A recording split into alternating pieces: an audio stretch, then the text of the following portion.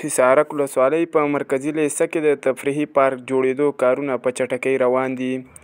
د ننګرهار ولایت حصارک ولسوالۍ په مرکزي لیسه کې د انجینر نورحسن زیارمل په مالي ملاتړ په 15 بیسوي ځمکه د تفریحي پارک کارونه په چټکۍ روان دي او لومړنۍ چارې به یې په یوه میاشت کې بشپړې شي. هغه وایي د دغه پارک له جوړېدو څخه موخه زده کوونکو ته د مطالعې سالم چاپیریال او د تفریح زمینه برابرول دي. حصارک په ولسوالۍ کې داسې خاص د مطالعې دپاره ځای نه درلوده او د خاص تفریحي ساحه موږ نه لرله. نو په همدې اساس موږ وغوښتل چې د حصارک غلجي ولسوالۍ په مرکزي لیسه کې تقریبا په 15 بیسو ساحه کې یو چمن جوړ کړو چې د خلکو د تفریح دپاره یو مناسب ځای برابرو کوشش کوو. هغه همدارنګه زیاته کړه چې دغه پارک کې زینتي بوټي، شین کمربند او فوارې سیستم ډیزاین هم په پام کې نیولی دی. نو په دغه ساحه کې مې تقریبا د 370 بوټي د زینتي بوټو دپاره ډیزاین کړې ده او ګلان پکې کرو.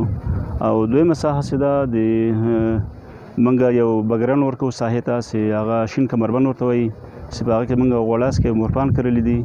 او په دریمه طبقه کې د دې چمن په دې منځ کې یوه ښایسته فواره ده او پیادهروونه لري. د پیادهروونو دپاره هم د ګلان ډیزاین کړي دي او د فوارې دپاره موږ د ډیګي څخه پایپونه راتېر کړي دي چې 6 پایپ په دې چمن کې تېروو چې د ډریپ ایریګیشن سیستم دپاره موږ دا ساحه آباده کړې ده.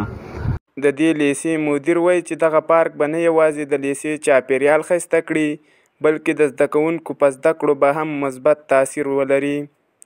انشاءالله تعالی دغه پارک به زموږ د حصارک د لیسې دپاره مقصد سرسبز پارک وي، ښه به وي. انشاءالله زموږ چاپیریال به ورسره صفا سي، جوړ به سي، منظم به سي او شاګردانو ته به انشاءالله د هغوی په زده کړه باندې به هم ډېر مثبت اثر وغورځوي. زده کوونکي هم د پارک په جوړېدو خوښي ښایي چې دوی ته د زده کړو او تفریح مناسب ځای برابر شو. دې پارک په جوړولو خوشحاله یو تر څو موږ ته د مطالعې لپاره زمینه برابره سي.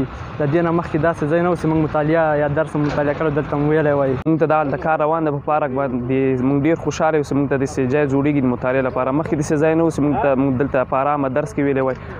هرهدنوي حصارک ولسوالۍ د ننګرهار ولایت لویدیځ ته لرې پرته ولسوالي ده چې تر ډیره د دولت له پرمختیایي پروژو څخه بې برخې ده. خلیل الله معروف، ننګرهار ولایت، حصارک ولسوالي.